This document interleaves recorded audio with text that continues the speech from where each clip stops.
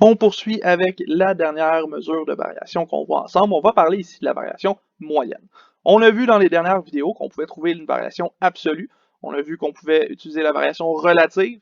On a remarqué que ces deux variations-là nous permettaient, pour la première, d'aller chercher une variation individuelle pour une seule variable. Pour la deuxième, on pouvait aller chercher une comparaison entre deux variables différentes. Et cette fois-ci, on va aller voir à l'intérieur d'une seule variable comment est-ce qu'on a évolué à chaque période dans notre étude. Donc, variation moyenne, qu'est-ce que c'est? C'est l'augmentation ou la diminution de notre valeur de la variable par unité de temps. Donc, précédemment, on avait une variation pour une période, maintenant c'est par unité de temps dans cette période-là. Si par exemple notre unité de temps c'est des années, on va avoir une augmentation par année ou une diminution par année. Si on a plutôt une période qui est en semaine, ce sera une variation par semaine, une variation par heure, etc. Vous comprenez le principe. Ceci étant dit, comment est-ce que je note la variation moyenne? Cette variation moyenne-là, je vais la noter delta V sur delta T. Vous pouvez voir ici là, une certaine analogie avec le taux de variation moyen ou la dérivée de votre fonction. Ça ressemble un peu à ça ici, là, comme en calcul différentiel, comme ce que vous aviez. Donc, variation moyenne, on indique ça comme étant delta V sur delta T. On va calculer cette variation-là de la façon suivante. Donc, on va prendre la valeur de notre variable à la fin, moins la valeur de notre variable au début, divisé par la fin moins le début. Qu'est-ce qu'on veut dire par fin moins début? On va avoir la valeur de période de fin moins la valeur de période de début, et on va pouvoir voir qu'est-ce qu'il y a eu comme évolution de temps. Donc, par exemple, 2019 moins 2012, on aurait une période de 7 ans ici pour notre variation moyenne dans ce cas-ci. Il nous reste encore à interpréter cette variation moyenne-là. Donc, l'interprétation, elle va comme suit. On a encore besoin de la variable étudiée. On a encore besoin de l'augmentation de la diminution.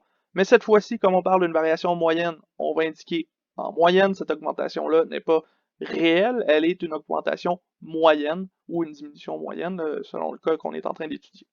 Ensuite, vous me donnez la valeur et les unités de temps et les unités de mesure, mais cette fois-ci, c'est les unités de mesure par unité de temps. Donc, on va rajouter par heure, par semaine, par année, quelque chose comme ça à la fin de notre interprétation. Finalement, il vous reste à me donner la période étudiée, évidemment. On est encore dans une période d'évolution, donc on a besoin d'indiquer c'est quoi la période qu'on étudie. Vous auriez quelque chose qui ressemble à la variable a augmenté ou diminué en moyenne de valeur plus unité de mesure par unité de temps entre moment de départ et moment de fin. J'apporte quand même une remarque importante ici, un peu comme avec la variation absolue. Ici, comme on n'est plus en pourcentage, il va falloir encore faire la distinction entre le pourcentage et le point de pourcentage. Et ce point de pourcentage-là, il va être par unité de temps, évidemment, comme pour les autres variables. Donc, on se donne un petit exemple pour bien saisir la variation moyenne. Cette fois-ci, on cherche à comparer la variation moyenne de la masse salariale du Toronto FC de 2012 à 2014 à celle de 2014 à 2018. Donc, on reste dans la même équipe cette fois-ci, on arrête de comparer deux sports différents. On veut voir si l'augmentation dans la première partie là, de 2012 à 2014 a été différente de celle de 2014 à 2018. Donc, on va retrouver nos informations. On retrouve notre tableau 4.1 avec l'évolution de la masse salariale. Et ici, comme on cherche la variation moyenne, on va utiliser la dernière formule qu'on a vue. On va aller chercher de 2012 à 2014 et de 2014 à 2018. Donc, on va séparer notre calcul en deux parties. D'une part, on va aller chercher de 2012 à 2014 la variation moyenne. Ici, notre période de fin, ce sera 2014. La période de début, ce sera 2012. On remplace ça dans la formule.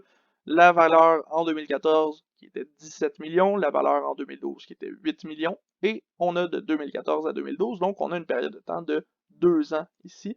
C'est ce qui nous donne 17 moins 8 sur 2. Faites ce calcul-là, 17 moins 8, ça vous donne 9 divisé par 2, ça vous donne 4,5 millions de dollars par année. On n'oublie pas qu'on parle de variation moyenne, donc on le doit indiquer par unité de temps. Ici, ce sont des années. Donc, on a une augmentation de 4,5 millions de dollars par année. C'est ce qu'on retrouve dans notre interprétation. Maintenant, on voudrait voir de 2014 à 2018 à quoi ça ressemble pour le Toronto FC. Dans ce cas-ci, si vous faites le calcul de la même façon avec 2014 à 2018 comme période, vous allez obtenir une variation de 2,25 millions de dollars par année.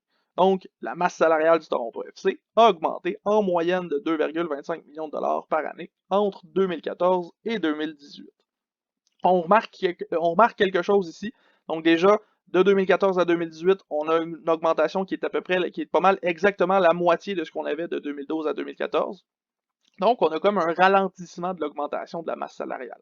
Si on regarde nos valeurs, on va voir que au début, il y a comme eu un gros boom là, de 2012 à 2014. On a augmenté vraiment rapidement, puis ensuite de ça, ben, ça s'est stabilisé un peu. Il pourrait y avoir eu un événement spécial, comme par exemple une Coupe du monde de soccer, qui a donné un intérêt incroyable au Canada par rapport au soccer, ou il pourrait y avoir eu toutes sortes de situations monétaires particulières au Canada à ce moment-ci. Donc, on peut conclure que d'un côté, on a eu une augmentation rapide à chaque année pour la masse salariale du Toronto FC, et de l'autre, de 2014 à 2018, on a eu une augmentation qui s'est relativement stabilisée vers ce moment-ci dans ce qu'on avait obtenu ici. Donc voilà, ça fait le tour de la variation moyenne. On voit qu'on est capable d'étudier la variation d'une série chronologique de trois façons différentes. Donc on résume, on a vu la variation absolue qui nous indique individuellement pour une seule variable qu'est-ce qui s'est passé sur une période. Ensuite de ça, on a la variation relative qui nous permet de comparer deux variables. Et finalement, on a vu la variation moyenne, celle qu'on vient de faire, qui nous permet d'aller voir dans une seule variable comment est-ce qu'on a augmenté dans chaque période, dans chaque unité de notre période étudiée, et ça va nous permettre d'aller chercher des informations intéressantes sur chacune de nos séries chronologiques. Ceci étant dit, ça fait vraiment le tour de cette section-ci. Il nous reste à voir les graphiques possibles pour la série chronologique, donc on fait ça dans une dernière vidéo, et ensuite de ça, on pourra parler de la tendance linéaire et de la corrélation linéaire qu'on pourra faire dans la section 4.2.